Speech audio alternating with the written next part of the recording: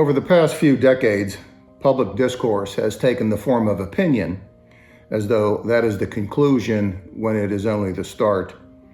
This phenomenon is quite strange, even though we have more information than any time in human history, along with the fastest and easiest transmission of that information than any time in human history.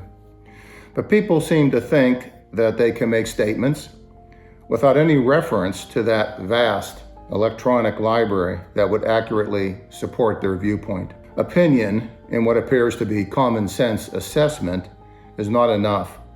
What is missing is the scientific method.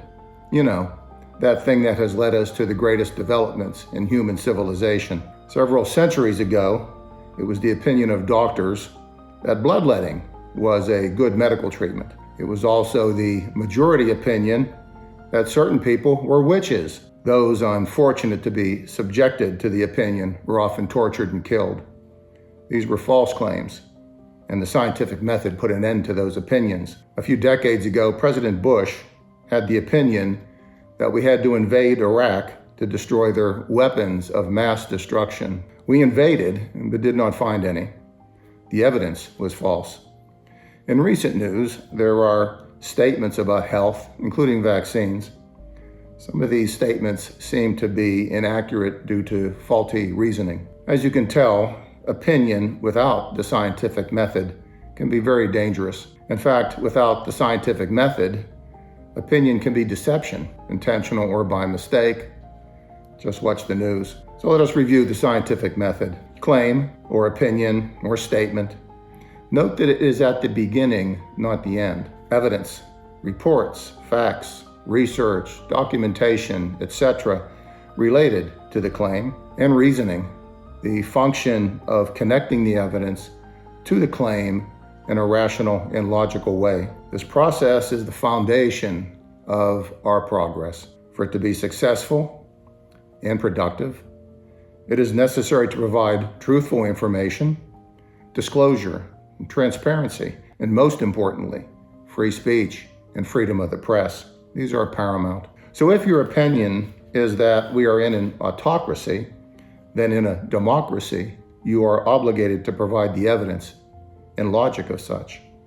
If your opinion is that an election was not accurate, then in a democracy, you are obligated to provide the evidence to prove your claim. If your opinion is that something is a con or a hoax, then in a democracy, you are obligated to provide full disclosure and transparency to prove your claim. If your opinion is that there is no starvation or genocide in Gaza, then in a democracy, you are obligated to allow the media in, not keep them out, so they can research and document your claim. If your opinion is that serious criminals need to be arrested and deported, then in a democracy, you need to provide the statistics to prove your claim. Further, if there are any discrepancies, you are obligated to explain and modify your announcements and advertising.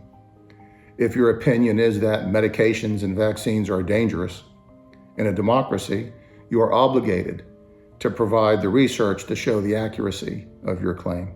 Further, if you state certain medical procedures like vaccines should be a personal choice without any government involvement, you're obligated to document the history that led to government mandates. Further, since personal choice in this matter could have a negative effect on thousands, you need to explain why personal choice on abortion needs to have government involvement. If your opinion is that democracy is disappearing, then you need to get to work fast, because without democracy, there is no scientific method. Opinion by itself is the end of the Age of Enlightenment and the beginning of a new dark ages. Thank you.